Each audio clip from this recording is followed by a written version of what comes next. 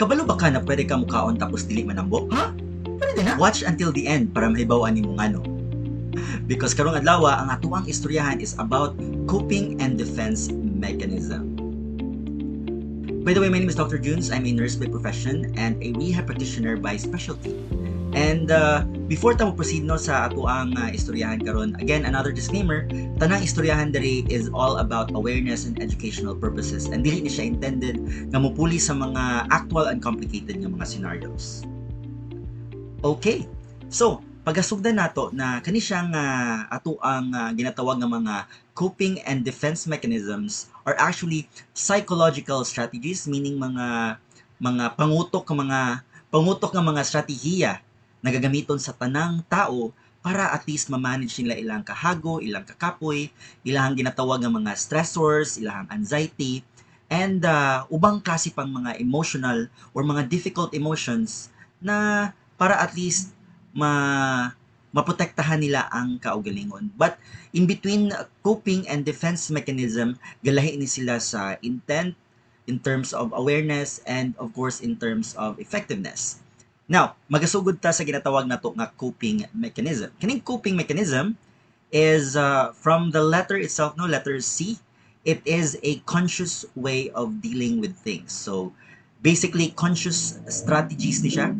Conscious strategy para ma-aware ang usa ka tao, and it is usually a kanang ginatawag nato nga deliberate response no to different stress and klase-klase nga mga emotion, and usually long term ni siyang ginatawag nato nga coping mechanism.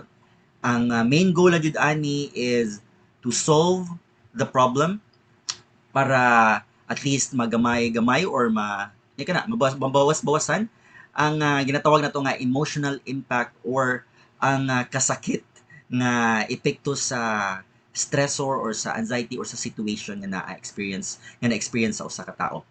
And coping mechanisms can be both healthy and unhealthy, meaning healthy kung planado og sakto, plastar ang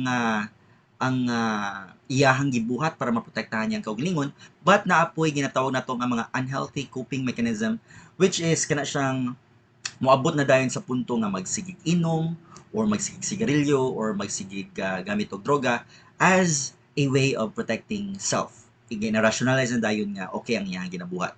Alright? So, ang mga klase-klase nga coping mechanism, number one is we do have what we call a problem solving.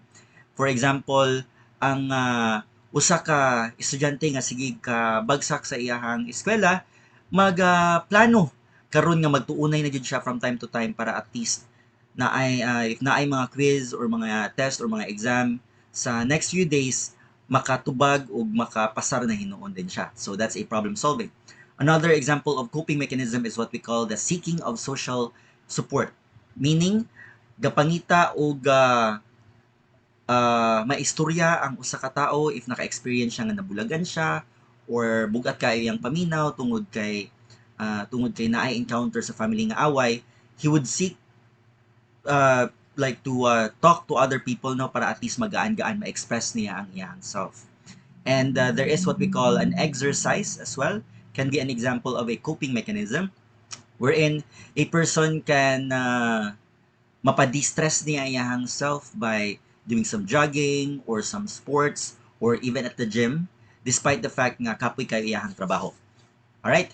And another example of coping mechanism is what we call the meditation or the mindfulness.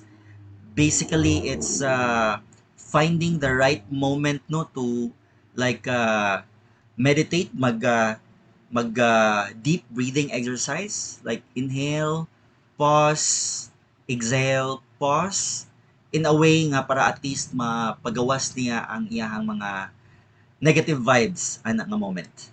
There's also what we call the humor, magpakatawa or ginakatawan na lang ang mga problema. And very common kina sa tuang mga Pinoy no nga despite the heaviness or despite the problem that we encounter every day, nayutay mga higayon nga magpalipay, pahalipay na lang or magkatawa-katawa na lang para at least ma-unload na to ang ato ang mga stress.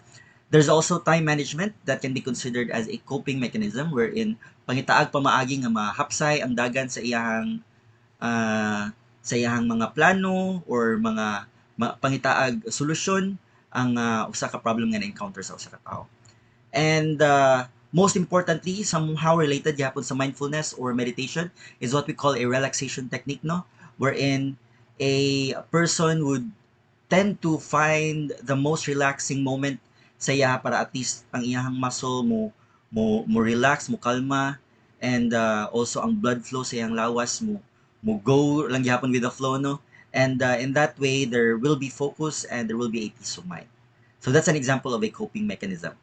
On the other hand, there is what we call a defense mechanism. When we say defense mechanism, it is mainly the opposite of a coping mechanism. So defense mechanism is the unconscious processes or the unconscious way of doing things. Unaware ka nga imuha na siyang gabuhaton. So kani siya is more likely ang problem ani is it is more of like avoiding the emotional discomfort nga imuhang ka-encounter. So dili nimo gain na tuyo pero kung tan-awon sa uban klaro kaayo nga gain na avoid nimo ang usa ka stressor. And usually short term ni siya, and in a way it is very protective with the self. Okay, usually mo man siya ang mga first impact lugar sa mga stress and mga anxiety. So we do have examples ani no, one good example of a defense mechanism is what we call a repression. When we say repression, for example, ang tao kay naka-experience siya og trauma way back in his childhood, unconsciously dili gatuyoon niya, iyahang ga ina-erase to siya nga experience para dili siya para maka-focus siya, dili siya magka watak-watak sa iyahang daily activities. So that is repression. There is also what we call a projection. An example of projection is if ang usa ka tawo na feel guilty kay siya no tungod kay nag-cheat siya sa iyahang test or sa iyahang exam, he would rationalize nga, uy, ang ako ang classmate gani ginabuhat gani nasa ako ang classmate, so meaning okay ra pud nga ako nang gabuhaton. So that's a projection and unconsciously being done na siya. Rationalization from the term itself, trying to be rational is for example na reject siya sa trabaho and he would say, sige lang, dili man pud ko ganahan ang trabaho, so okay ra jud nga dili ko makasulod. So that's an example of rationalization. Another one is what we call a displacement. So a displacement is like after a stressful day no pagkahuman sa gikan or gikan ka sa or gikapoy ka gikan sa imong trabaho, and then pag uli nimo imbes nga hapsay ra ang dagan, imuhang gisinggitan ni imong bata or ang imong asawa because gubot kay ang balay or you want this, you want that. Tungod lang kay na stress kasi mo ang adlaw, murag dito nimo gi-unload sa uban tao. And the other one is very common, what we call it is what we call denial. Basically from the term itself na denial, mo refuse og accept ang usa ka tawo nga nahitabo na siya. Unconsciously being done, dili ko mudawat nga nga namatay ako ang loved one or mo deny ko nga na ay bad effect ang cigarette and alcohol and drugs kana. That's a very common thing. Another one is what we call a sublimation. A sublimation is it refers to a person no nga, for example na ay mga aggressive tendencies lugar nga like if like a person nga na ay mga aggressive tendencies, then iyahang ma-channel or iyahang ma-divert iyahang self into other activities like going into like sport ng mga high intensity or probably into kickboxing or just regular boxing tungod kay stress kayo siya siyang na-encounter for the day.